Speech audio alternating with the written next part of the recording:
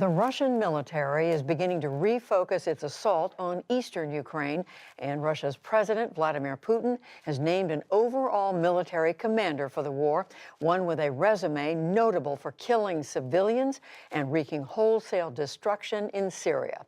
We begin by looking at this change in strategy. Here's Nick Schifrin. In southeastern Ukraine, Russian forces are moving into position. Russia says it's targeting newly arrived Ukrainian air defense systems.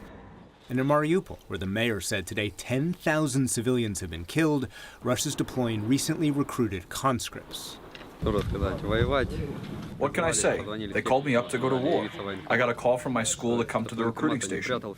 Satellite images show what a senior U.S. defense official calls an 8-mile-long resupply mission into Donetsk and Luhansk, where Russians have occupied territory since 2014.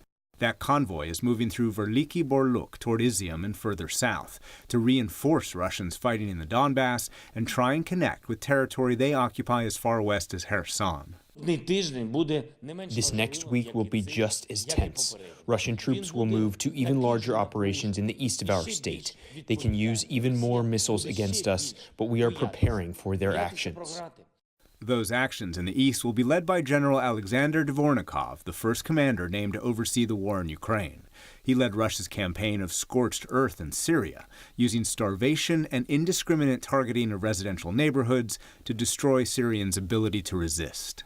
We're probably turning another page in the same book of Russian brutality. But while Russia's focus will be on the east, U.S. officials say there's no evidence that Vladimir Putin has given up on his goal to overthrow Kyiv. And to discuss this next phase of the war, we turn, as we often do, to Michael Kofman, Research Program Director in the Russia Studies Program at the Center for Naval Analyses. Michael Kofman, welcome back to the NewsHour. So, 30,000 feet, is phase one of this war over, and we're waiting for phase two to begin? I think that's the case, Nick. I think that the second phase is now beginning, although it's a bit unclear where the Russian military is going to wait to build up, to reorganize their forces. They've taken big losses around Kiev and in other areas. So they have attrition units. They're trying to resupply. They're trying to reorganize. Are they going to send them in again piecemeal and start this campaign for the Donbass? Or are they going to wait to build up? That remains one of the big questions. You see in general the Russian military trying to make adjustments more at that operational strategic level, including the appointment of this new commander and reworking their command and control. But it's fair to say that this is probably the end of the beginning, and you're seeing a second chapter in this war. In terms of how the next phase, the next chapter will look like, Dmitry Kuleba, Ukraine's foreign minister, told us at NATO next week that it would look like World War II with thousands of tanks, planes, and artillery. A senior defense official said it would be a, quote, knife fight. Regardless of whether those are right, how will this phase differ from the first phase? So I think in the first phase, you saw a very diffuse Russian military strategy, trying to go after too many objectives at the same time, heavy urban fighting where they were checkmated successfully by Ukrainian forces, and a really spread out Russian effort. Here you're going to see a concentration more on one front. I don't know which analogy is best, but I think you're looking at a set-piece battle where the Russian military is probably going to concentrate forces against a sizable amount of Ukrainian units defending the Donbass, and they're likely going to try to leverage firepower and forward assaults, basically squeeze the Ukrainian units in more frontal attacks in trying to pushing them out of the Donbass. But how this pans out is very much in question. The Russian military has been unsuccessful thus far in the first phase of the war, and Ukrainian military retains a lot of advantages. As you say, the Ukrainian military retains those advantages. Russia has struggled to make this a united front. Is there any sign that it's learned from its mistakes, including with this naming of this new commander?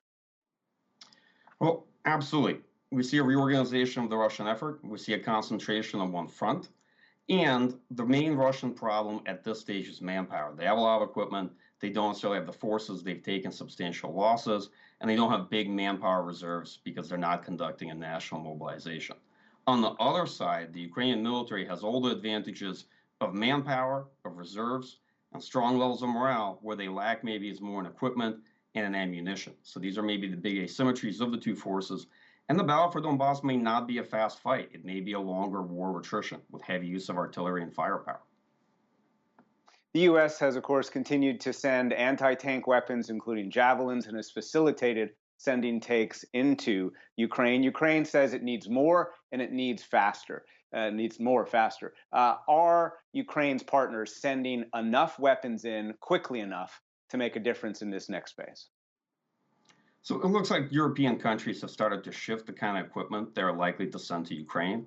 Ukraine needs armor, it needs infantry fighting vehicles, it needs artillery. It needs conventional kit, larger types of capabilities, sort of those the kind that can equip their reserves. They have a lot of manpower, but if they're going to launch counterattacks, if they're going to go on the offensive, they're not going to be able to do it with just anti-tank guided missiles or other types of personnel carried weapons. You see increasing willingness by European countries to send this kind of weaponry.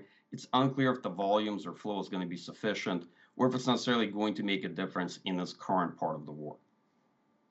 And quickly, in the time we have left, it seems like there's two variables in this next phase. Will Russia wait to capture Mariupol before expanding its operation in the southeast? And does Russia have a deadline, May the 9th, when it celebrates the anniversary of victory of World War II? Do we know the answers to those questions yet? Well, I'm not sure we do on the second. I'm sure politically they would like to be able to declare victory by May 9th if they can. But if they don't make that date, it doesn't mean that the war is somehow going to stop or the battle in Donbass will be suspended. On the first one, it's clear that they're going to push from the north. And likely the southern part of this campaign may wait until they are able to achieve sufficient conquest of Mariupol, whatever that means at this point, given they've leveled much of the city. But there's likely to be a southern axis of advance as well. However, at this point, it does look like they have several operational directions. We're going to try to attack Ukrainian forces, at least in the northern part of the Donbass, without waiting for the southern fights to finish. Michael Kofman, as always, thank you very much. Thank you.